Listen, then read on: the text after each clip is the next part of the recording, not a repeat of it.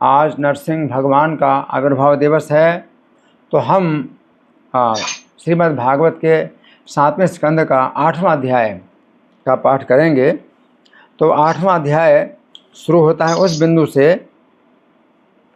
कि प्रहलाद महाराज गुरुकुल में जितने बच्चे हैं उन सबको कृष्ण भावनामृत की शिक्षा देते हैं, और कृष्ण भावनामृत की शिक्षा लेने के कारण वे असुर बालक अब अपने गुरु की शिक्षाओं को नहीं सुनते ना। तो इस बिंदु से ये अध्याय शुरू होता है। इसके पहले कुछ कथा मैं और सुना देता हूँ आपको, पहले वाली। तो इसमें होता क्या है कि हिरण्यकशिपु ने जो तपस्या की थी, तो उसमें ब्रह्मा जी से उसने 15 वरदान मांगे थे, और ये 15 वरदान इस तरह से मांगे थे कि मृत्यु के लिए कोई छिद्र ना हो, क्योंकि ब्रह्मा जी ने कहा था कि तुम तो मरणशील हो और मैं जो है अमर्त्य हूँ। तो ब्रह्मा जी की आयु तो निश्चित है कि कितना लंबी आयु है, निश्चित है, लेकिन तुम्हारी आयु इतनी नहीं है। तो ब्रह्मा जी ने निश्चित कर दिया था कि तुम्हारी आयु इतनी नहीं है। तो अब ये सोच करके कि ब्रह्मा जी मुझे अमरता का वरदान नहीं दे रहे हैं, तो मैं अमरता का वरदान जो है अपनी किसी न किसी चतुराई से प्राप्त कर लूँगा। तो 15 प्रकार के वरदान हिरण्यकशिपु ने मांगे थे कि मृत्यु के लिए कोई छिद्र ना मिले। तो उसके बाद फिर जब वो अपने घर आ गया तो प्रहलाद महाराज ने जन्म लिया। और प्रहलाद महाराज ने जन्म लिया तो 5 साल तक जो है हिरण्यकशिपु ने पूरे विश्व में आतंक फैलाया, सबको जीत लिया और सबको जो है दबा करके अपने जो है अधीन जो है वो दबा करके रखता था। हालांकि भगवान भी संपूर्ण जगत के स्वामी हैं, लेकिन भगवान संपूर्ण जगत के स्वामी हैं, सर्वलोक महेश्वरम, परंतु सुहृदम सर्वभूतानां, परंतु समस्त प्राणियों के हितैषी भी हैं। परंतु हिरण्यकशिपु संपूर्ण जो है ब्रह्मांड का ईश्वर बनना चाहता था, लेकिन हितैषी नहीं है। वो कैसा है? शोषण करने वाला, सबका शोषण करना चाहता है। तो यही अंतर है कि भगवान जो है सबके नियंता हैं, सर्वलोक महेश्वरम, लेकिन साथ साथ उनकी दूसरी विशेषता यह है कि सब प्राणियों के हितैषी हैं। भगवान शोषण करने वाले नहीं हैं, बल्कि हित करने वाले हैं। परंतु हिरण्यकशिपु इस प्रकार का ईश्वर बनना चाहता था कि सबको अपने जो है नीचे दबा करके रखे, आतंकित करके रखे, डरा करके रखे और सबका शोषण करे। इस प्रकार का ईश्वर वो जो है बन गया। और अब जो है उनका जो पुत्र है, हिरण्यकशिपु का पुत्र है प्रहलाद, 5 वर्ष का हो गया। और 5 वर्ष का हो गया और वो अपनी माता के गर्भ में, कयाधु माता के गर्भ में वो नारद जी के आश्रम में रहे, और नारद जी के मुख से जो माता सुनती थी वो प्रहलाद महाराज गर्भ के अंदर सुन रहे थे। तो प्रहलाद महाराज बिल्कुल पक्के वैष्णव बन चुके हैं, और हिरण्यकशिपु को ये पता नहीं है। वो तो सबको असुरों के समाज में वो अपने आसुरी सिद्धांत फैला रहा है, जबकि उसका पुत्र ही जो है परम वैष्णव बन करके तैयार हो गया। जब गर्भ से जन्म लिया तो परम वैष्णव के रूप में उसने जन्म लिया। अब 5 वर्ष की अवस्था का हो गया जब बालक, तो गुरुकुल में भेजा। तो वो गुरुकुल कौन सा गुरुकुल था? हिरण्यकशिपु के जो गुरु थे शुक्राचार्य। तो शुक्राचार्य तो कहीं दूसरे स्थान में चले गए थे, तो उनके आश्रम में उनके पुत्र थे षंड और अमर्क। तो ये जो है गुरुपुत्र थे हिरण्यकशिपु के। तो अपने पुत्र प्रहलाद को अपने गुरुपुत्रों के जो है संरक्षण में भेजा कि गुरुपुत्र जो है आसुरी शिक्षा प्रदान करें मेरे पुत्र को। और जो गुरुपुत्र थे यानी प्रहलाद के गुरु थे, तो वे जो है आसुरी शिक्षा प्रदान करते रहे, लेकिन प्रहलाद जो है सुनते रहे, लेकिन अंदर से वो नहीं मानते थे कि ये सही बातें हैं। और जब शिक्षा पूरी हो गई तो हिरण्यकशिपु के गुरुपुत्रों ने समझा कि प्रहलाद जो है अच्छा असुर बन गया, और हिरण्यकशिपु ने गोद में बिठाया और पूछा कि पुत्र, तुमने सबसे अच्छी शिक्षा कहाँ से सीखी? तो उस पुत्र ने जो है मतलब ये कहा कि सबसे अच्छी शिक्षा तो मैं इसी को मानता हूँ कि अपने घर जो है, जो कि अज्ञान का अंधकार होता है, तो उसको त्याग करके वन में जा कर के हरि का भजन किया जाए, हरि का आश्रय लिया जाए। तो हिरण्यकशिपु को गुस्सा नहीं आया प्रहलाद के ऊपर, बल्कि वो हंस पड़ा और कहा कि शत्रुओं ने जो है बालकों की बुद्धि जो है बिगाड़ दी है, बालक की बुद्धि बिगाड़ दी है, ऐसा बोल रहा है। तो सन अमर को जो है फिर से बोला कि अच्छी प्रकार से आसुरी शिक्षा इसको दो, और ये जो है ये किसी वैष्णव जो कि जो है छिपे हुए आते हैं, असुरों की वेशभूषा में आते हैं वैष्णव लोग, और वो जो है सिखा जाते हैं। तो हमारे बालक को आप सावधानी से देखभाल करो कि कोई वैष्णव जो है हमारे बालक को शिक्षा ना दे, भक्ति की शिक्षा ना दे। तो सन अमर फिर ले गए और प्रहलाद से फिर पूछते हैं। तो प्रहलाद से पूछते हैं तुम्हारी बुद्धि को किसने बिगाड़ा। अब प्रहलाद महाराज क्या उत्तर देंगे कि नारद जी ने तो इससे तो प्रहलाद महाराज के द्वारा भी निंदा हो जाएगी कि नारद जी का नाम लेंगे। तो उन्होंने नारद जी का नाम नहीं लिया। उन्होंने कहा कि अरे, तो हंस पड़े प्रहलाद जी, हंस करके बोले कि वही भगवान है जो सबके हृदय में है, वही जो है हम मेरी बुद्धि को अपनी ओर आकर्षित कर रहे हैं। तो वो असुर जो थे, असुर शिक्षक थे, असुर शिक्षक जो है वो बोले अरे बेंत लाओ, इसको तो दंड देना पड़ेगा क्योंकि ये दंड के बिना सुधरेगा नहीं। तो प्रहलाद को जो है बहुत जो है डरा करके धमका करके और आसुरी शिक्षा देते रहे, और प्रहलाद महाराज जो है सब सुनते रहे। और उस समय क्या हुआ कि जब ये दोनों गुरु हैं, जो प्रहलाद के दोनों गुरु थे, जब चले जाते थे किसी कार्य से, तो पाठशाला में जितने भी बच्चे होते थे वो खेलते थे, और खेलते हुए बच्चे जो है प्रहलाद को बुला रहे हैं, क्योंकि प्रहलाद के ऊपर उनको दया आ रही। क्यों दया आ रही कि प्रहलाद को बहुत डांटते हैं शिक्षक लोग। तो प्रहलाद के ऊपर दया आई और बुला रहे कि अभी हमारे शिक्षक लोग नहीं हैं, तो आ जाओ खेल लो, कुछ खेलने का आनंद ले लो। तो बड़ी दया से प्रहलाद को बुला रहे हैं कि तुम्हें तो बहुत डांट पड़ती है, तो अब जो है हमारे पास हमारे साथ खेलो, अभी तो वो नहीं है, गुरु लोग नहीं हैं। तो प्रहलाद को दया उनके ऊपर आई, असुर बालकों के ऊपर। उन्होंने अपने पास बुला लिया, और प्रहलाद ने बुलाया तो वो बालक जो है सुनने के लिए बड़े जो है एकाग्रता से वो बैठ गए प्रहलाद के पास, क्योंकि वो जो है बिल्कुल कोरे कागज़ की तरह थे, उन्हें कुछ शिक्षा मिली नहीं थी, आसुरी शिक्षा मिली नहीं थी। तो प्रहलाद की शिक्षाएं सुनने लगे, और प्रहलाद ने जो शिक्षाएं दी तो फिर बहुत शिक्षा दी, और जो है कैसे हमें जो है मनुष्य का जीवन का जो है लाभ उठाना चाहिए, और ये मनुष्य का जीवन कैसे कितना दुर्लभ है। तो इस तरह से प्रहलाद जी ने शिक्षा दी। और प्रहलाद जी की शिक्षा से फिर क्या हुआ कि प्रहलाद जी की शिक्षा से क्या हुआ कि असुर बालक भी अब अपने गुरु की बातें नहीं सुनते, तो वो भी ऐसे ही करते हैं, इधर करते उधर करते हैं। तो हिरण्यकशिप, तो असुर जो सन अमर के गुरु, उन्होंने तुरंत हिरण्यकशिपु को सूचना दी कि ये जो बालक है प्रहलाद, ये तो जो है खुद तो बिगड़ा हुआ है, सब असुर बालकों को भी इसने बिगाड़ दिया।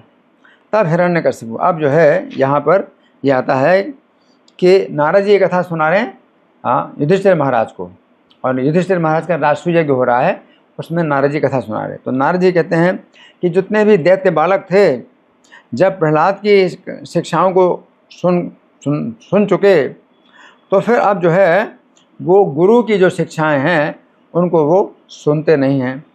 और फिर वो जो गुरुपुत्र थे, हिरण्यकशिपु के गुरु के पुत्र थे आचार्य, उन्होंने जो है जब देखा तो बहुत भयभीत हो गए कि हिरण्यकशिपु जो है महाराज हैं, वो तो हमारे ऊपर बहुत बड़ा तीखा शासन करेंगे कि हमने इन बच्चों को भी जो है भक्त बना दिया। तो उन्होंने जो है अपना जो है निर्दोष बताने के लिए, निर्दोष सिद्ध करने के लिए बताया कि ये जो बालक प्रहलाद है, इसने इन गुरु जितने भी जो दैत्य बालक हैं इनको भी बिगाड़ दिया है। तो आलक्ष्य भीतस्त्वरितो राग आवेदयत था।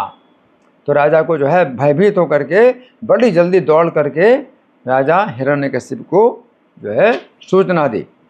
फिर अब कोपावेश से गात्र, तो कोप के आवेश में हिरण्यकशिपु का शरीर कांपने लगा, पुत्रम हंतुम मनोदधे, अब उसने मन में विचार कर लिया कि पुत्र का जो है मुझे अब वध करना है। अहेक्ष माणा पापे न, अब उसने जो है बहुत ही क्रूरता से बालक प्रहलाद से कहा, तिरश्चीन चक्षुषा, आँखों को जो है बहुत टेढ़ा करके और क्रूरता पूर्वक प्रहलाद से कहा। प्रश्रयावनतम दानतम, और प्रहलाद महाराज कैसे हैं, वो बिल्कुल आश्रित हैं और जो है नत मस्तक हैं और अपनी इंद्रियों को वश में किए हुए हैं। बद्धांजलिम अवस्थितम, और हाथ जोड़े हुए हिरण्यकशिपु के सामने खड़े हैं। सर्पा पदा हत एव, लेकिन सांप जैसे पैर से, अगर मान लीजिए कि सांप को कुछ पैर से कुचल गया गलती से, तो वो सांप जो है फिर वो नहीं देखता है कि इसने मुझे कितना दूध पिलाया है। वो सांप जो है अगर गलती से पैर लग जाए, पैर से थोड़ा सा भी अगर वो मतलब चोट लग जाए सांप को, तो भूल जाता है अपना सब स्नेह और उपकार, और क्या करता है, मार डालने के लिए तैयार हो जाता है। सांप इतना क्रोधी होता है। तो उसी प्रकार से सांप जैसे पैर से चोट लग गई, ऐसे हिरण्यकशिपु को जो है क्या हुआ, श्वसन प्रकृति दारुण, तो वो जो है बहुत तेज श्वास लेने लगा। हे दुर्विनीत मंदात्मन कुल भेद कराधम, तो कहा हे दुर्विनीत, प्रहलाद को कहते हैं हे दुर्विनीत, जबकि बहुत विनीत हैं वो। हे दुर्विनीत मंदात्मन, और तो जो है बहुत मंद है, बुद्धि तेरी मंद है, यानी मतिमंद, मंदमती है। कुल भेद कराधम है, तो कुल में भेद करने वाला है। कि हमारा पूरा असुरों का जो कुल है, परिवार है, तो एक ही मत के हैं सब। क्या है कि विष्णु के विरोधी हैं, हम आसुरी स्वभाव के हैं, और तू जो है आसुरी जो परिवार में, आसुरी कुल में, असुरों कुल में तुम भेद करने वाला है, तू भेद करने वाला है, तू अधम है। स्तब्धम तो बहुत हठीला है, जिद्दी है। मच्छासनो उद्वृत्तम, और मेरे शासन के से उल्टा चलने वाला तू। निश्चित्वाद यमक्षयम, अब आज मैं तुझको यमराज के घर भेजूंगा। उसने कहा क्रोधस्य कंपन्ते त्रयोलोका सहेश्वरा, जिसके क्रोध से तीनों लोगों के जो ईश्वर हैं वो कांपते हैं। मतलब मैं, हिरण्यकशिपु कह रहा है कि मैं ऐसा जो है कठोर हूँ कि जिसके क्रोध से तीनों लोगों के ईश्वर कांपते हैं। तत्समय भीत वन मूढ़ है, तो ऐसे मेरे सामने तू निर्भीक की तरह है, इतना मूर्ख है कि ऐसे मेरे सामने तू जो है निर्भीक की तरह है खड़ा है, तुझे डर नहीं लग रहा मुझसे। शासन अंतिम बल होता है, तू किसके बल से तूने मेरे शासन का त्याग किया, मेरे शासन को नहीं माना, किसके बल, किसका बल है तेरे पास। तो प्रहलाद कहते हैं न केवलम में भवतस्य राजन, हे राजन, अब पिता नहीं बोल रहे हैं, राजन बोल रहे हैं। प्रहलाद जी बराबर के धरातल पर बोल रहे हैं कि हे राजन, ना केवल मैं बल्कि आपको भी बल देने वाले वही हैं, भगवान हैं। और सवै बलम बलिनाम, जितने बलि हैं उनको बल देने वाले वही हैं। न चा परेशान परे वरेमी स्थिर जंगमाए, तो जितने भी स्थिर और चर अचर जितने भी जीव हैं उन सबको भी जो है बल देने वाले हैं। और ब्रह्मादयो ये निवसम प्रणीता, और ब्रह्मा तक को जो है उन्होंने अपने बस में किया हुआ है, तो वे भगवान हैं। सहीश्वर काल उरुक्रमोषा, तो वो ईश्वर हैं, वो काल हैं और वे पराक्रमी हैं, और वे जो है सब प्राणियों को शक्ति देने वाले हैं। और सैव विश्वम परमहंस शक्ति भी, और वही जो है संपूर्ण विश्व को अपने शक्तियों के द्वारा उत्पन्न भी करते हैं और पालन भी करते हैं और संहार भी करते हैं। दह्यासुरम भावम एवं तमात्मना, तो हे राजन, आप अपना आसुरी भाव त्यागो। प्रहलाद कहते हैं अपना आसुरी भाव त्यागो। सम मनोधस्सु नसन्ति विद्युषा, तो आप जो है सबके प्रति समान हो जाइए, अपना शत्रु मित्र किसी को ना मान करके समता का अभ्यास करो। तेजितात्मन उत्पथे स्थित तदहि हनंत से महत् समर्पणम, अगर कोई व्यक्ति इस प्रकार से समानता का बर्ताव करे सब प्राणियों के प्रति, तो भगवान की यही सबसे बड़ी पूजा है।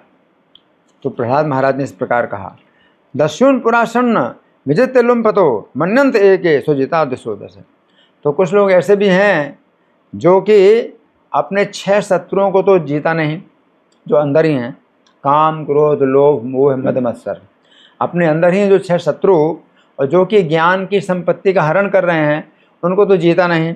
और वो सोचते हैं कि हमने 10 दिशाओं को जीत लिया, तो बाहर 10 दिशाओं को जीत लिया।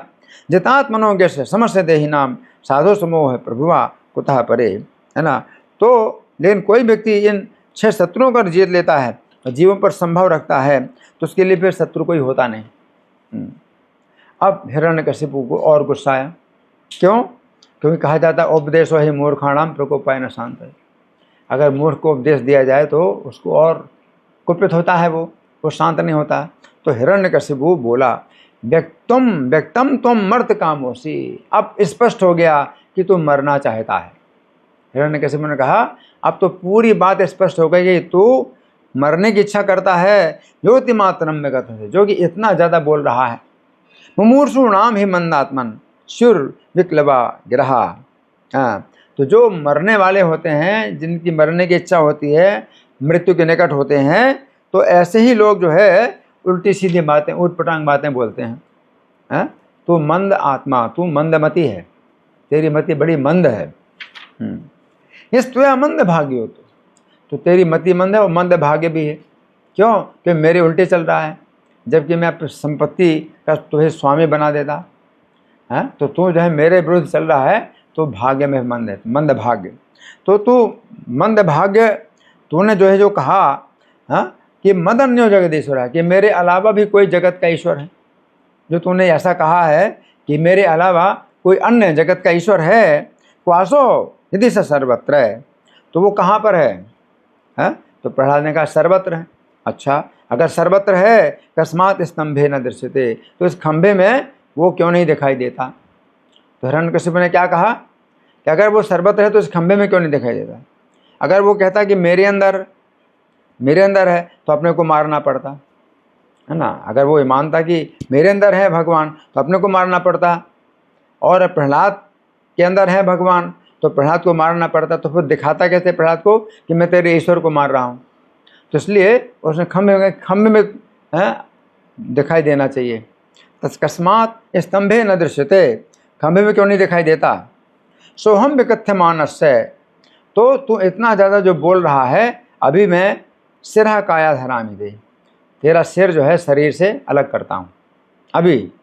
गोपायत हरिस्वाद, तो वो जो हरि है आज तेरी रक्षा करे। यस्ते शरणम ईप्सितम, जो कि तुझको शरण देने वाला है, तो आज तेरी रक्षा करे। अब खंबे में मान करके हिरण्यकशिपु ने कहा ये खंबे में तेरा ईश्वर है, तो अब मैं अभी खंबे के पास से खंबे के सामने ही तेरा वध करता हूँ। एवं दुरुक्त मुहुर्दे अनुसार, तो गुस्से से जो है उसने बहुत सी ऐसी कठोर बातें कही। सुतम भाग महाभागवतम महासुरा, जो कि वो महाअसुर था और पुत्र था महाभागवत। पिता है महाअसुर और पुत्र है महाभागवत। तो अपने पुत्र महाभागवत को उसने बड़े कठोर बातें कहीं। और फिर खड्गम प्रग्रह उत्पतितो वरासनाथ, तो अपने आसन से जो है वो उठ खड़ के खड़ा हो गया और खड्ग उसने हाथ में ले लिया। स्तंभम तदाट अति बला समुष्टिना, और जो है खंभे को जो है बड़ी बल से जो है अपनी मुट्ठी से मारा, अपने मुट्ठी, हाथ की मुट्ठी बांध करके और उसमें खंभे में मारा। स्तंभम तदाट, तो खड्ग हाथ में लिया प्रहलाद को मारने के लिए और खंभे में मारा कि तेरा ईश्वर है तो मैं ईश्वर को पहले तेरे ईश्वर को मारता हूँ। तो ईश्वर आए तुझे बचाने के लिए। तदैव तस्मिन् ननदोति भीषणो, उसी समय अति भीषण जो है वो गर्जना हुई। बभूव येनान्न कटाह स्फुटम, तो पूरा ब्रह्मांड में वो आवाज़ गूंजी। यम्मे सुधृष्णोपगतम तुजादेहा, और उस आवाज़ को सुन करके जो ब्रह्मा आदि जितने देवता थे श्रुत्वा, तो आवाज़ को सुन करके सुधामात्यंग अमनंग में निरे, उन्होंने लगा कि अब तो हमारे लोग का भी प्रलय काल आ गया, विनाश काल आ गया। उनको पता नहीं था कि आवाज़ कितनी कहाँ से आई। सविक्रमण पुत्र बधिप्सुरो जथा, तो वो जो है अपने पुत्र का वध करने की इच्छा से अपना शौर्य दिखला रहा था। निशम्य निर्हृदम अपूर्व मधुतम। तो उसने जब सुना वो गर्जना, हिरण्यकशिपु ने वो गर्जना सुनी, बड़ी अद्भुत और भीषण गर्जना सुनी। अंता सभायाम न, और सभा के अंदर ही, असुरों की सभा भी थी, सभा के अंदर ही उसने जो है वो ध्वनि सुनी। तो जितने भी असुरों के जो नायक थे, सेनापति थे, वो भी भयभीत हो गए। और सभा में वो ध्वनि कहाँ से आई वो किसी को पता नहीं चल रहा था कि कहाँ से ध्वनि आई। सत्यम विधातुम निज भृत्य भाषितम। तो अब भगवान स्तंभ से, खंभे से जब प्रकट हुए तो अपने सेवक की बात को सत्य करने के लिए प्रकट हुए। सेवक की बात क्या है? प्रहलाद सेवक हैं भगवान के। हिरण्यकशिपु ने कहा कि यहाँ इस खंभे में क्यों नहीं दिखाई दे रहा? अगर तू कहता है सर्वत्र है तेरा हरि, तो इस खंभे में क्यों नहीं दिखाई दे रहा? तो अपने जो है सेवक की बात को सत्य करने के लिए भगवान खंभे से ही प्रकट हुए, है ना। व्याप्तिम तो भूतेषु अखिलेषु चात्मना। और ये सिद्ध करने के लिए कि सब हर जगह वो भगवान व्याप्त हैं। अदृश्यतात अद्भुत रूपम उद्भान। तो भगवान अब दिखाई दिए अद्भुत रूप में। स्तंभे सभायाम न मृगम न मानुषम। तो खंभे से जो है प्रकट हुए भगवान, तो उस सभा के बीच में प्रकट हुए खंभे से। न मृगम न मानुषम, ना वो पशु हैं और ना मनुष्य हैं। ससत्व मेनम परितो विपश्यन। तो अब जो है हिरण्यकशिपु ने देखा, क्या देखा? कि एक ऐसा भी जंतु है जो कि निकल रहा है, खंभे से निकल रहा है, स्तंभ से मध्यात, खंभे के बीच से निकल रहा है। अनु निर्जिहानम। और वो क्या कर रहे हैं? निकल करके ना अयम मृगो नापि नरो विचित्रम। तो ये ना तो पशु है और ना मनुष्य है। अहो किमेतन निमृगेंद्र रूपम। ओहो, ये कौन ऐसा जंतु है जो मनुष्यों का और पशुओं का जो है ये राजा है। हिरण्यकशिपु सोच रहा है। मीमांस मानस, मीमांसा कर रहा है, यानी अपना उसमें उधेड़ बुन में पड़ा हुआ है भगवान को देख करके, कौन है? मीमांस मानस समथ तो गुरुदो। तो भगवान जो है समय हिरण्यकशिपु के सामने खड़े हो गए। नृसिंह रूपम तत् अलम भयानकम। तो बहुत भयानक नरसिंह रूप भगवान का। प्रतप्त चामी कर चंडलोचनम। तो जो तपा हुआ जैसे सोना होता है, सोना तपा हुआ होता है तो बहुत चमकता है, तो तपे हुए सोने की तरह भगवान के नेत्र बड़े भयानक हैं। तपे हुए सोने की तरह भगवान के भयानक नेत्र हैं। और क्या देखा कि स्फुरत सटा केसर जन्मितान्नम। और उनके जो गर्दन के बाल हैं तो वो जो है हिल रहे हैं, और उनका जो मुख है वो जम्हाई ले रहे हैं, मुख से जम्हाई ले रहे हैं। कराल दंष्ट्रम। तो जब जम्हाई ले रहे हैं मुंह से तो उनके दांत दिखाई दे रहे हैं, मुंह के अंदर बड़े भयानक दांत हैं। करवाल चंचल छुरांत जेबम। और उनकी जो जीभ है वो जो है लपलपा रही है बहुत तेज़ी से। और वो कैसी है? चंचल है जीभ उनकी, लपलपा रही है, और तरवाल की तरह जीभ है। और छुरांत जेबम, और छुरे की धार की तरह पैनी जीभ है। और भ्रुकुटी मुखोल बणम। और उनकी भ्रुकुटी और उनका मुख भगवान का बड़ा भयानक है। स्तब्धोर्ध्व कर्णम। और उनके जो कान हैं वो स्थिर हैं और ऊंचे उठे हुए हैं। गिरिकंदर अद्भुत है, व्यातास्य नासम। और पर्वत की कंदरा की तरह उनका मुख भी है और नासिका के 2 छिद्र है, वो पर्वत की 2 कंदराएं हैं। और भगवान का मुख है वो भी पर्वत की कंदरा के समान खुला हुआ है। हनुभेद भीषणम। और उनकी जो ठुड्डी है वो बड़ी भयानक है। दिविस प्रसत कायम। और उनका पूरा जो शरीर है वो आकाश को छू रहा है। अदीर्घ पीवर है ग्रोव। और उनकी जो गर्दन है वो छोटी और मोटी है। वक्षस्थलम अल्प मध्यमम। और वक्षस्थल जो है बहुत चौड़ा है भगवान का, और मध्यम जो है, जो मध्य भाग वो पतला है। छाती बहुत चौड़ी और छाती के नीचे का हिस्सा है वो पतला है। चंद्रांशु गौर सुरितम तनुरु है। और उनके शरीर के जो रोए हैं वो कैसे हैं? चंद्रमा की किरणों के समान गौरवर्ण चमकीले। भगवान के शरीर के रोए विश्वभुजानी के शतम नखायुधम, और उनकी जो है जो सैकड़ों उनकी भुजाएं हैं, भगवान के भुजाएं हैं वो सैकड़ों हैं, और प्रत्येक भुजा में नाखून के आयुध हैं, नाखून का हथियार। दुरासदम सर्व निजेत युद्ध है।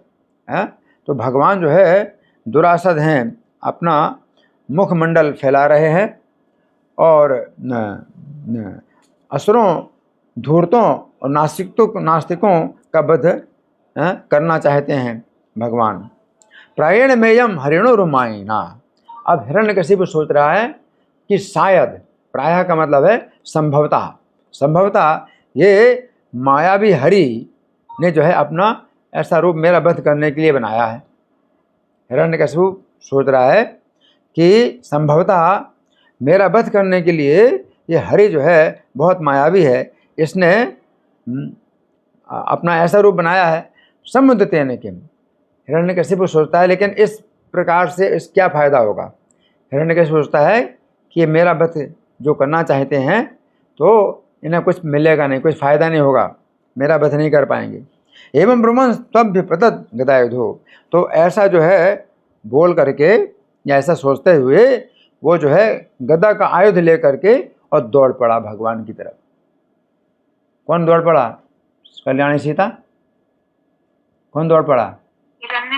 हिरण्यकशिपु गदा का आयुध लेकर के दौड़ पड़ा। नदन नृसिंहम, और जो है उसने गर्जना की, और नृसिंह के प्रति जो है वो दैत्य कुंज रहा, वो जो है दैत्य हाथी जैसा।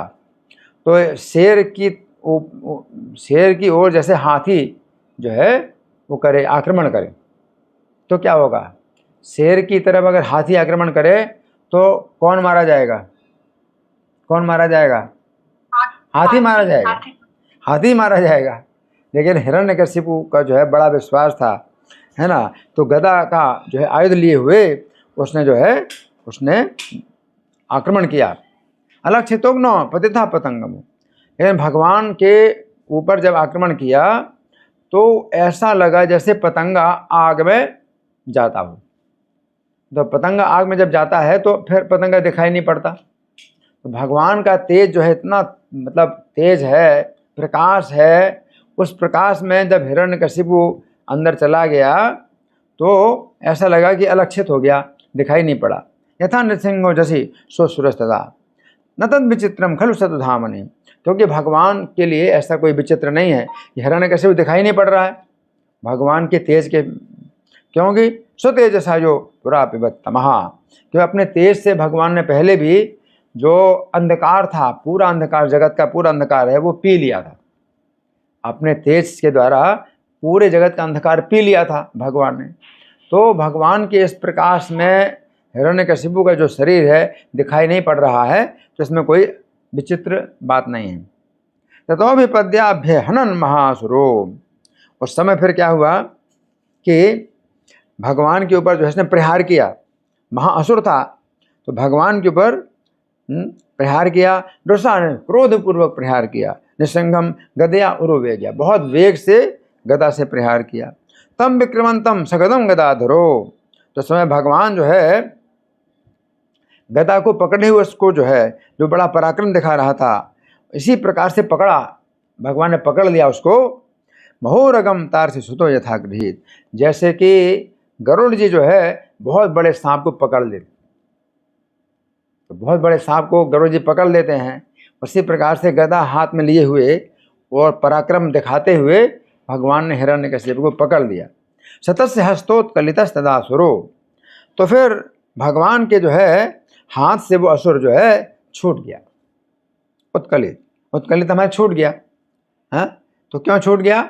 भगवान तो खेल रहे हैं, गरुड़ जी से खेलते हैं, तो खेल खेल में वो सांप को छोड़ दें, है ना, तो मारना तो है ही सांप को, सांप कहाँ जा सकता है गरुड़ से बच करके ना। तो उसी प्रकार से भगवान ने तो खेलने के लिए उसको छोड़ दिया, है ना। परंतु विक्रीडित हो जात वत अहिर गरुत्मतः, जैसे कि गरुड़ जी जो है खेल खेल में सांप को जो है छोड़ देते हैं। असाधुम अन्यंत मन्यंत, असाधु अमन्यंत हृतो कसो मरा। तो उस समय जो देवता लोग थे वो देख रहे थे घन छदा बादलों से छिप करके। देवता लोग इस युद्ध को देख रहे थे अपने को बादलों में छिपा करके। क्यों? देवता लोग बहुत भयभीत थे हिरण्यकशिपु से। तो देवता लोग जब देख रहे थे तो अपने को बादलों में छिपा करके देख रहे थे, और जब भगवान के हाथ से असुर छूट गया तो उन्होंने उसको साधु नहीं माना। साधु जैसे बोलते हैं ना, साधु साधु, अगर कोई अच्छा काम हो जाता है तो बोलते हैं साधु साधु, है ना। अंग्रेजी में बोलते हैं वेल डन, है ना। लेकिन जब असुर भगवान के हाथ से छूट गया तो देवताओं को जो है वो अच्छा नहीं लगा। असाधु, असाधु बोलते हैं, असाधु मतलब ठीक नहीं है, ये ठीक नहीं है, ये ठीक नहीं है, हैं। असाधु अमन्यंत हृदय कसो हरा, है ना। तो वो जो देवता है बादलों के पीछे छिप करके जो देख रहे थे उनके स्थान हिरण्यकशिपु ने छीन लिए थे। तो देवता लोग जो है बिना स्थान के, बिना घर बार के जो है रहते थे, पर्वतों की कंदराओं में रहते थे, कहीं छिप करके रहते थे। और हिरण्यकशिपु को जब युद्ध हुआ और इतना तेज आवाज़ हुई, नरसिंह भगवान जब प्रकट हुए तो देवता लोग जो है बादलों में छिप करके देख रहे हैं। तो घन छदा भारत सर्वधिष्णिपा, है ना। तो वो जो है बहुत व्याकुल थे, देवता लोग जो है बहुत ही व्याकुल थे। तम मन्य मानो निज वीर संकितम, और हिरण्यकशिपु को भी बड़ा विश्वास हो गया कि मेरे पराक्रम से ये डर गए। भगवान ने तो खेल खेल में छोड़ दिया था, तो हिरण्यकशिपु को भी विश्वास हो गया। तम मन्य मानो निज वीर संकितम, उसने समझ लिया कि मेरे पराक्रम से ये डरे हुए हैं नरसिंह भगवान। यद हस्त मुक्तो निहरिम महासुरहा, तो वो महाअसुर था। पुनः तम आसज्जत, अब वो जो है फिर से आया भगवान से युद्ध करने के लिए। अब उसके हाथ में पहले गदा थी, अब क्या लिया उसने अपने हाथ में? खड्ग और चर्म। चर्म का मतलब ढाल, ढाल और खड्ग, ढाल तलवार समझो। ढाल तलवार लेकर के प्रगृह्य वेगेन, वो जो है बहुत वेग से वो आया। गतश्रम मृधि, वो थकान को जो है जीत करके वो जो है युद्ध में भगवान के सामने उसने आक्रमण किया। तम शेन वेगम चंद्रवर्तम भेष, है ना। तो वो जो है बाज की गति से भगवान के ऊपर आक्रमण कर रहा था। जैसे बाज पक्षी को जो है मारता है ना, तो बाज की गति से भगवान के ऊपर आक्रमण कर रहा था। हाँ, और अपनी तलवार चला रहा था, और ढाल भी 100 चंद्रमा जिसमें हूँ। तो ढाल में जो है चंद्रमा जो होते हैं ना, तो चंद्रमा ढाल में जो चंद्रमा होते हैं तो उनसे उसकी चमक से शत्रु को चकाचौंध करते हैं योद्धा लोग। तो ढाल में चंद्रमा बहुत से 100 चंद्रमा थे ढाल में, तो 100 चंद्रमा वाली ढाल थी, और तलवार भी वो जो है चला रहा है, मतलब अपनी कुशलता दिखाने के लिए, हैं। हाँ, चरंतम अच्छिद्रम अपर यधोहरि, तो भगवान के ऊपर और नीचे से वो जो है अपनी ढाल तलवार को जो है घुमा घुमा करके, और भगवान को अपना छिद्र नहीं देना चाहता कि भगवान पकड़ पाएँ। तो अपनी ढाल तलवार घुमा करके वो भगवान को छिद्र नहीं देना चाहता, मौका नहीं देना चाहता कि वो अब पकड़ पाएँ। कृत्वाट्टहासम खरम उल्बणो सुनम, तो उस समय नरसिंह भगवान के जो है अट्टहास, नरसिंह भगवान ने जो है जो अट्टहास किया, और बड़ा कठोर जो है भगवान ने अट्टहास किया, तो उनके भय से निमीलिताक्षम, उसकी आंखें बंद हो गई। अब वो तलवार ढाल तो जरूर चला रहा है, या आंखें उसकी बंद ही हो गई भय के मारे, तो नरसिंह देव ने अट्टहास किया। विस्फुरंतम घृणातुरम हरिम, और उस समय जो है भगवान ने पकड़ ही लिया उसको। अब उसकी आंखें बंद हो गई, भगवान ने पकड़ ही लिया। तो ग्रहण आतुरम, तो भगवान के पकड़ने से आतुर व्याकुल हो गया, है ना। और विश्व स्फुरन, चारों तरफ से अब वो जो है छटपटाने लगा। व्यालो यथाकुम, वो उसी प्रकार से भगवान ने पकड़ा जैसे सांप चूहे को पकड़े। कुलिसाक्षतम, और उसकी त्वचा इतनी कठोर थी कि वज्र के द्वारा भी जो है वो नहीं कटती थी। वज्र इतना कठोर होता है कि कोई भी चीज़ कठोर नहीं होती है। वज्र के द्वारा पर्वत जो है चूर्ण हो जाते हैं। वज्र के समान कठोर कोई चीज़ नहीं, लेकिन वज्र से भी जो है उसकी त्वचा जो है उसमें कोई जो है खरोंच नहीं होती, इतना जो है वो कुलिस अक्षत त्वचम, उसकी त्वचा इतनी जो है कठोर थी। तो उसको जो है भगवान ने क्या किया, द्वारी उरु उमापत्य है, तो उरुम आपत है, तो द्वार में उसको जो है ला करके और अपनी जंघा में उसको लेटा करके ददार लीलिया, भगवान लीला पूर्वक, ददार माने फाड़ डाला, न खैर यथाहिम, नाखूनों से फाड़ डाला जैसे कि सांप, महाविषैला सांप हो और गरुड़ जी उसको फाड़ डाले, इस प्रकार से फाड़ डाला भगवान ने। दुस्सन्न में दुष्प्रेक्ष कराल लोचनो, है ना। अब भगवान के जो है क्रोध के कारण भगवान को देखना मुश्किल है, उनके बड़े भयानक नेत्र थे, और व्यात्ताननांतम, और उनके जो मुख की कोरे हैं वो एकदम फैली हुई हैं और चाट रहे हैं, अपने मुंह को चाट रहे हैं। कैसे? ऐसे उनके मुंह खुला हुआ है, तो मुखों के जो अंतिम छोर हैं अपनी जो है जेवा से चाट रहे हैं। बिलिहन सो जिह्वया अस्त्रिक लव आक्त अरुण केसर आननहा, और खून के धब्बों से उनका जो है जो गर्दन के बाल हैं वो भी जो है लाल लाल पुते हुए जैसे हो गए, और मुंह भी जो है खून के धब्बों से व्याप्त हो गया। यथांतर माली जब हत्या हरि, तो जैसे शेर हो तो हाथी की जब हत्या करता है तो हाथी की आंतें जो है उसके शरीर में लिपट जाती हैं, उसी प्रकार से हिरण्यकशिपु का जब पेट फाड़ा तो उसकी जो आंतें थीं बड़ी शक्तिशाली आंतें थीं, तो भगवान के चारों तरफ लिपट गई ना। तो भगवान की जो है ये स्वभाव है ना। वैसे कहा जाता है प्रहलाद जी ने उनको माला पहनाई, तो प्रहलाद जी ने माला पहनाई ऐसा तो वर्णन इसमें नहीं आता कि प्रहलाद जी ने माला पहनाई। क्यों? क्योंकि उनकी जो माला है वो पहले से उनके रूप के अनुरूप है, ऐसा उनका रूप है वैसी माला उनको पहले से प्राप्त हो गई। वो कौन सी माला है? आंतों की माला, है ना। लेकिन भगवान नरसिंह देव का ऐसा कोई वर्णन नहीं आता कि उसका खून पिया या मांस खाया, जैसे राक्षस लोग होते हैं ऐसे भगवान नहीं हैं। भगवान पवित्र हैं, खून के छींटों से उनके गर्दन के बाल हैं वो मतलब व्याप्त हो गए, खून के छींटे उनके मुंह में पड़े, परंतु जीभ से जो है केवल मुंह के कोरों को चाट रहे हैं, लेकिन वो नहीं है कि भी उसका खून पी रहे हैं या मांस खा रहे हैं, तो वो चीज़ नहीं है ना। तो भगवान जो है अब क्या है? आंत्रमाली, आंत्रमाली का आंतों की माला धारण किए हैं।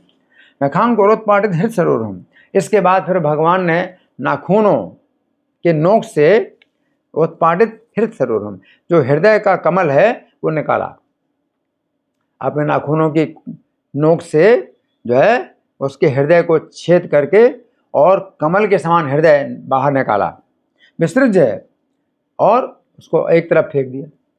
उसका हृदय बहुत गंदा है ना, आसुरी भाव, तो भगवान हृदय देखा और फेंक दिया। तस्यानुचरण उदायुधान, उस समय तक जो है हिरण्यकशिपु के जो अनुचर थे वो हाथ में आयुध लेकर के आ गए भगवान के सामने। अहन, भगवान ने सबको मार डाला, समस्तान सबको मार डाला। कैसे? नख शस्त्र पाणी भी, जितने भी हाथ हैं भगवान के उनमें नाखून का शस्त्र है, नाखून का शस्त्र है। शस्त्र का मतलब जो हाथ में पकड़ करके जो मारा जाता है शस्त्र कहलाता है।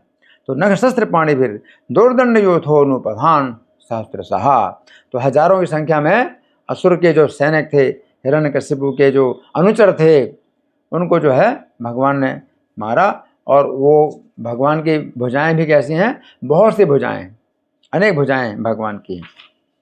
छटावधूता जलदा परापतन, अब भगवान के जो गर्दन के बाल थे या सिर के बाल थे, तो उससे जो बादल हैं वो बिखर गए।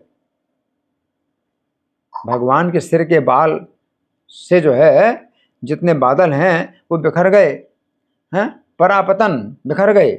और ग्रहाचत दृष्टि विमुष्ट रोचे सहा, और जितने ग्रह होते हैं चमकीले होते हैं, आकाश में ग्रह चमकीले होते हैं, परंतु उनकी आंखों के तेज से ग्रहों का तेज कम हो गया, ग्रहों का तेज फीका पड़ गया।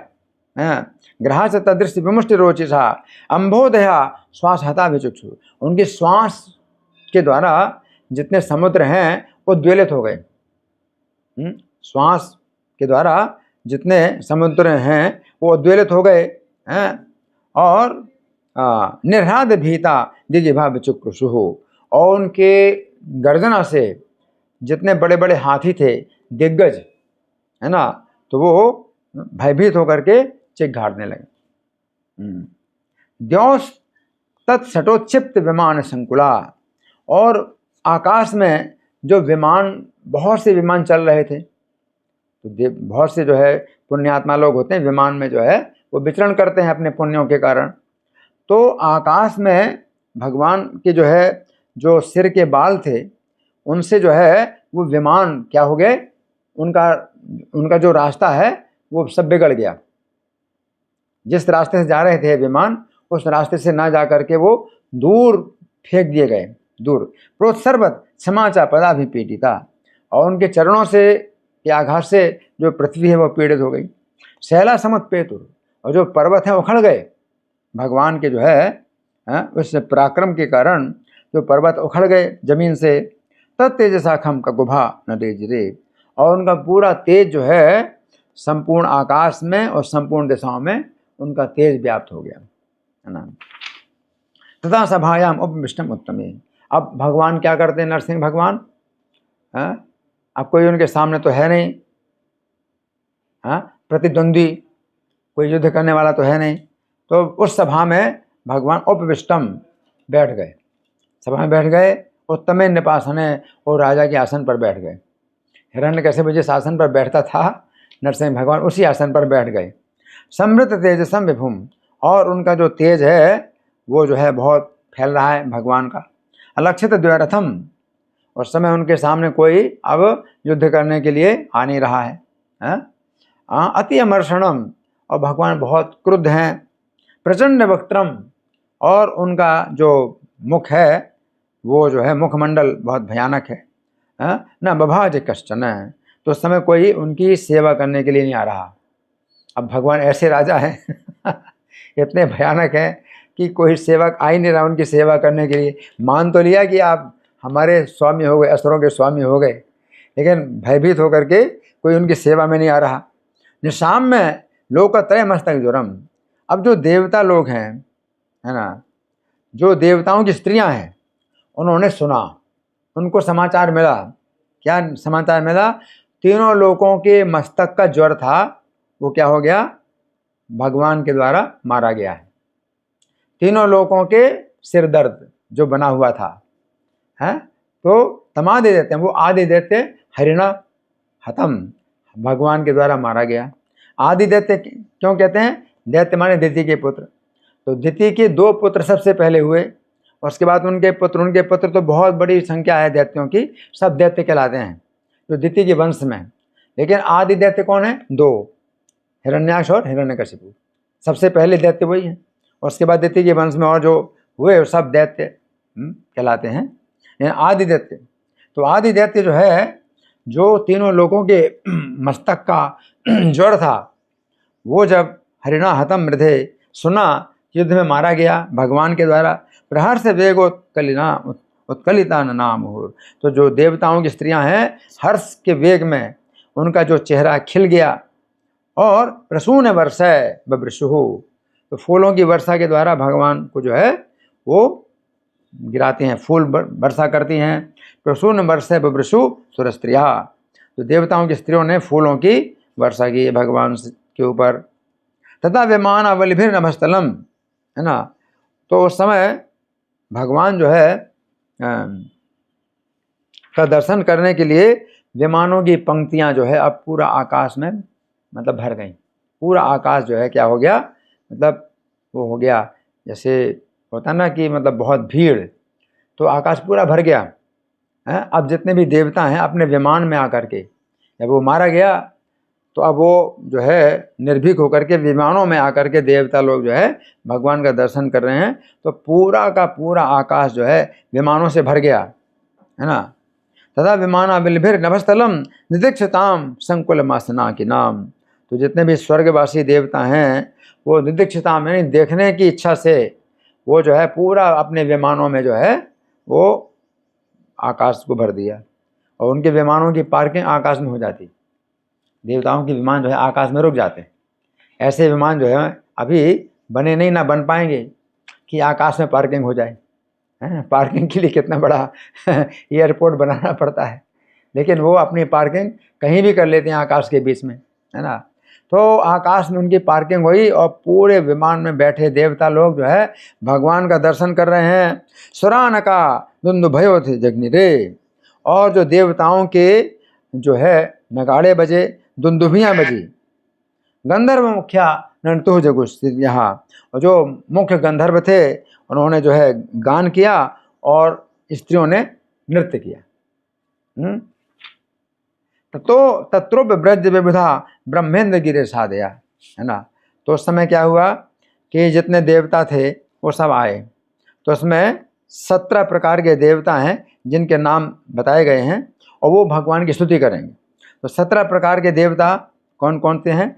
सबसे पहले देवता हैं ब्रह्मा, फिर दूसरे हैं इंद्र, तीसरे हैं रुद्र। तो इसमें थोड़ा सा ये क्रम में मतलब ये हो गया है, दूसरा क्रम हो गया। तो ब्रह्मा के बाद शंकर स्तुति करेंगे और शंकर के बाद इंद्र स्तुति करेंगे। तो तीसरे इंद्र हैं, फिर चौथे हैं ऋषि लोग, फिर पांचवें हैं पितर लोग, फिर छठवें हैं सिद्ध लोग, फिर सातवें हैं विद्याधर लोग, आठवें प्रकार के लोग हैं महोरगा, यानी बड़े बड़े सर्प, नाग, और फिर नवे हैं मनवा, सभी मनु, है ना। तो ब्रह्मा जी के एक दिन में 14 मनु होते हैं और छठा मनमंत्र चल रहा था, 6वें मनु चल रहे थे। तो अभी तक के जो है 6 मनु जो है दर्शन कर रहे हैं भगवान का। 6वें मनमंत्र चल रहा था। मनवा प्रजानाम पते हो, फिर प्रजापति, बहुत से प्रजापति हैं, वो 11वें हैं, नहीं 10वें हैं, फिर 11वें हैं गंधर्व लोग, फिर 12वें हैं चारण लोग, फिर 13वें हैं यक्ष लोग, और 14वें हैं किम पुरुष लोग, और 15वें हैं वेताल, और 16वें हैं किन्नर लोग, और 17वें हैं विष्णु पार्षद। तो इस 17 प्रकार के जो लोग हैं अब स्तुति करेंगे अलग अलग और क्रम से। पहले ब्रह्मा, फिर रुद्र, फिर इंद्र, ऋषि, इस प्रकार से स्तुति करेंगे और अध्याय इस प्रकार से समाप्त होता है ना। तो अभी हम थोड़ा सा चर्चा करेंगे कि हिरण्यकशिपु ने 15 प्रकार के वरदान मांगे थे और 15 प्रकार के वरदानों में भगवान ने जो है प्रत्येक वरदान की रक्षा करते हुए उसका वध किया। तो पहला वरदान उसने मांगा था ब्रह्मा जी से, आपके द्वारा सृजित किसी भी प्राणी के द्वारा मैं ना मरूं। सुन रहे कल्याणी सीता माता, क्या पहला वरदान मांगा था? ब्रह्मा जी से मांगा था कि आपके द्वारा जो जीव बनाए उनमें से किसी प्राणी के हाथ हाँ, तो ब्रह्मा जी के द्वारा सृजित जो प्राणी हैं, उन्होंने ब्रह्मा जी ने ये नियम बनाया प्राणियों की उत्पत्ति का कि उन्होंने मनु शत्रुपा को अपने शरीर से उत्पन्न किया, दाहिने हिस्से से मनु, बाएं हिस्से से शत्रुपा। फिर उन्होंने स्त्री पुरुष के द्वारा जो है फिर संतान की उत्पत्ति का नियम बनाया। तो ब्रह्मा जी के द्वारा जितने भी सृजित जीव हैं वो स्त्री पुरुष के द्वारा ही वो फिर उत्पन्न होते हैं। तो भगवान ने जो है मतलब ऐसा रूप धारण किया जो किसी स्त्री और किसी पुरुष के द्वारा नहीं पैदा हुए। कहाँ से हुए? कहाँ से प्रकट हुए? कहाँ से प्रकट हुए है जी? खंबे से प्रकट हुए। तो ब्रह्मा जी के द्वारा सृजित कोई भी प्राणी नहीं है जो खंबे से पैदा हो। तो भगवान खंबे से प्रकट हुए तो पहले वरदान की रक्षा की भगवान ने, ये वो जो है किसी माता और पिता से नहीं उन्होंने जन्म लिया, ठीक है ना। नहीं तो जितने अवतार होते हैं भगवान माता पिता बनाते हैं ना, भगवान के जितने अवतार होते हैं माता पिता बनाते हैं। इसमें भगवान ने माता पिता नहीं बनाए, क्यों? कि उसने मांगा था वर कि आपके द्वारा रचित कोई प्राणी मुझे ना मार सके। दूसरा वरदान, घर के अंदर ना मरूं, तो घर के अंदर नहीं मरा।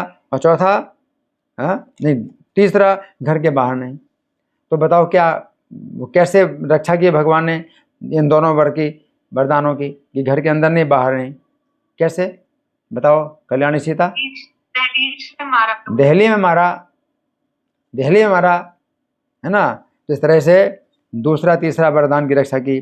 फिर चौथा वरदान, दिन में नहीं मरूं और रात्रि में नहीं मरूं। पांचवा, चौथे और पांचवें वरदान की रक्षा कैसे की भगवान ने?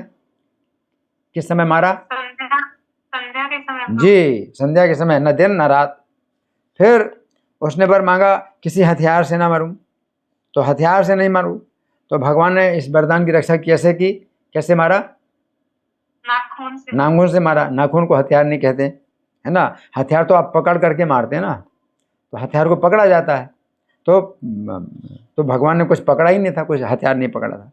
फिर उसने वर 7वां वर मांगा था, भूमि में नहीं आकाश में नहीं, मैं भूमि में भी ना बढ़ूं, आकाश में भी ना बढ़ूं। तो दोनों वरदानों की रक्षा कैसे की भगवान ने? जांघ पे रख के मारा। हाँ, अपनी गोद में लिटा करके मारा, ऑपरेशन टेबल, है ना। तो ये दोनों वरदानों की रक्षा की। फिर उसने वर मांगा मनुष्य से भी ना मरूं और पशु से भी ना मरूं, पशु से भी ना मरूं, मनुष्य से भी ना मरूं।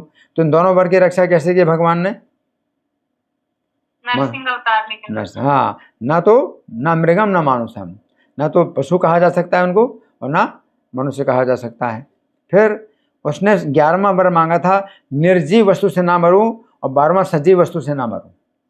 कोई चीज़ निर्जीव हो उससे भी ना मरूं और सजीव वस्तु से भी ना मरूं, है ना। तो जो नाखून होते हैं तो निर्जीव नहीं कह सकते, क्यों? बड़े होते हैं ना। अगर नाखून निर्जीव होते तो बड़े कैसे होते? बड़े होते हैं, बढ़ते हैं ना, तो निर्जीव नहीं है। और सजीव भी नहीं है, क्यों सजीव नहीं है? काटते हैं तो दर्द नहीं होता। अगर जिंदा होते तो दर्द होता ना कटने में। तो नाखून ना तो निर्जीव है ना सजीव है, तो भगवान नाखून से मारा। तो 11वां और 12वां वरदान की रक्षा की। फिर 13वां वरदान था सुर से नहीं मरूं और 14वां असुर से ना मरूं, ना देवता से मरूं ना असुर से मरूं। तो भगवान को मारने वाला ना कोई देवता था ना असुर था, है ना। भगवान अलग ही हैं, ना देवता ना असुर। फिर महासर्प से भी ना मरूं, उसने वर मांगा। तो इस तरह से भगवान ने 15 के 15 वरदानों की रक्षा करके हिरण्यकशिपु का वध किया। ठीक है, तो अभी हमारे पास कुछ समय है कि नहीं है? कितना समय है आपसे के साथ चर्चा करने के लिए, प्रश्नोत्तर करने के लिए कितना समय है? बोलो कल्याणी सीता जी। थोड़ा समय है प्रभु जी आपको। थोड़ा समय है, अच्छा। तो आप लोगों की ओर से कोई प्रश्न है, चर्चा है, मंथन, या मैं प्रश्न करूं? मैं प्रश्न करूं? प्रभु जी एक मेरा प्रश्न था कि आपने बीच में बोला था कि कोई सभी जीवों के साथ समानता से बिहेव करे, हाँ, तो उससे बड़ी पूजा भगवान की नहीं होती है, वो सबसे बड़ी पूजा होती है। हाँ, तो इसको हम रियल लाइफ में कैसे हाँ, implement कर सकते हैं? ये जो है ना थोड़ा सा समझना पड़ेगा, क्योंकि थोड़ा गहराई से समझना पड़ेगा कि सब प्राणियों में समान। तो सब प्राणियों में समान का ये मतलब नहीं है कि हमें कहा जाता है असत संग त्याग यही वैष्णवाचार। जो असत है, जो असाधु है, अभक्त है, उसका हमें संग नहीं करना चाहिए। तो भक्त और अभक्त में अंतर तो हमें करना ही है, बाकी कोई अंतर नहीं करना। आप समझ रहे माता, सुन रही हो? यस प्रभु जी। भक्त और अभक्त में अंतर नहीं। भगवान भी कहते समोहम सर्वभूतेषु न मे द्वेष्योस्ति न प्रिय, कि मैं सब पे समान हूँ, मुझे किसी से द्वेष नहीं, किसी से प्रेम नहीं। लेकिन फिर ये भजन दे तो माम भक्त्या, ये जो मेरे भक्ति से भजन करते हैं, तो मयि ते तिष्ठाम्यहम्, तो वे मुझ में हैं और मैं उनमें हूँ। तो इसका मतलब क्या है? भक्ति के कारण ही भगवान केवल अंतर देखते हैं, यानी विषम। भक्त और अभक्त में भगवान विषम है, ठीक है ना, और बाकी हर मामले में समान है। आप समझ रहे माता जी? हैं? क्या समझे? क्या समझे? इसी प्रकार से हम लोग भी जो है मनुष्यों में हर व्यक्ति को मौका देते हैं भक्त बनने का, है ना। तो हम ये नहीं देखते कि भाई कौन हिंदू है, कौन है ना, कौन पाकिस्तानी है, कोई हिंदुस्तानी है, कहाँ है, किस समाज का है, कोई कितना नीच है, हम ये नहीं देखते। सबको भक्त बनने का अवसर देते हैं। और भक्त नहीं बनना चाहता तो फिर नरक में जाएगा, तो फिर हम छोड़ देते हैं उसको, ठीक है ना। तो समता का मतलब यही है, भगवान भी समान है, लेकिन भक्त अभक्त में अंतर देखते हैं, विषम, ठीक है ना जी। प्रभु जी एक श्रृंखला माता जी का भी प्रश्न है प्रभु जी, आप अनम्यूट करके बोल सकते जी जी बोलो। हरे कृष्णा प्रभु जी, सादर प्रणाम प्रभु जी। जी प्रभु जी, एक मेरा प्रश्न ये था कि जैसे ही हिरण्यकश्यप ने क्वेश्चन पूछना स्टार्ट किया तो प्रहलाद महाराज ने उनको पिता ना संबोधित करके राजन बोलना क्यों संबोधित करना स्टार्ट, मतलब उनके क्या भाव थे, मतलब हाँ, उनके ऐसा भाव ये क्यों थे किया? कि पिता जो है, अगर पिता का भी त्याग करना होता है, अगर भगवान के भक्त नहीं हैं, हैं, तो व्यक्ति जो है अपने पिता का भी त्याग कर दे, गुरु का भी त्याग कर दे, है ना। जैसे तुलसीदास ने एक भजन लिखा है, हैं, कि जाके प्रिय न राम बैदेही बहुताही कोटि बैरिसम यद्यपि परम स्नेही। तो करोड़ों शत्रुओं के समान उसका त्याग कर देना चाहिए। करोड़ पिता तजो प्रहलाद विभीषण बंधु, तो पिता प्रहलाद ने अपने पिता का त्याग कर दिया। करोड़ शत्रुओं के समान प्रहलाद ने अपने पिता का त्याग कर दिया। विभीषण बंधु, विभीषण ने अपने भाई का त्याग कर दिया। किसका? कौन था उसका भाई? रावण। विभीषण बंधु भरत महातारी, भरत ने अपनी माता का त्याग कर दिया। गुरु बलि तेजो, और बलि महाराज ने अपने गुरु का त्याग कर दिया। कंत ब्रज बंदनी, और जो ब्रज की स्त्रियां हैं अपने पतियों का त्याग कर दिया। भे जग मंगलकारी, ये सभी जगत में मंगलकारी हैं। किसी ने अपने पिता का त्याग किया, किसी ने भाई का त्याग किया, किसी ने माता का त्याग किया, ये सब जगत में मंगलकारी हैं। तो मेरी बात समझिए। जी प्रभु जी। लेकिन प्रहलाद जी जो है फिर भी विनम्र थे। प्रहलाद जी फिर भी विनम्र थे, हिरण्यकशिपु के सामने विनम्र थे। लेकिन जहाँ तक उसकी बात को का जवाब देने में, वो जो है फिर उस तरह से बोले कि अपना आसुरी भाव त्याग दो। तो वही अपना माता पिता, स माता सा पिता चापी, स गुरु सापि बांधवा, सा गुरु सा पिता चापी, सा माता सापि बांधवा। वही गुरु है, वही पिता है, वही माता है, वही बंधु है। शिक्षित चेत सदा स्मर्तुम हरे नाम के व्योम, तो हमेशा हरि नाम का स्मरण करने की शिक्षा दे। वही अपना पिता है, वही अपना माता, वही बंधु और वही गुरु है। तो नारद जी ने जो शिक्षा दी थी प्रहलाद महाराज को, तो प्रहलाद महाराज उन्हीं को ही अपना पिता, माता, गुरु और बंधु मान रहे हैं। और जहाँ तक शिक्षा की बात है, लेकिन शिष्टाचार पूरा था उनके, प्रहलाद के अंदर शिष्टाचार पूरा था, कि वो ऐसे जोर से नहीं बोल रहे थे, गुस्से से नहीं बोल रहे थे, वो अपना आदर पूर्वक बोल रहे थे।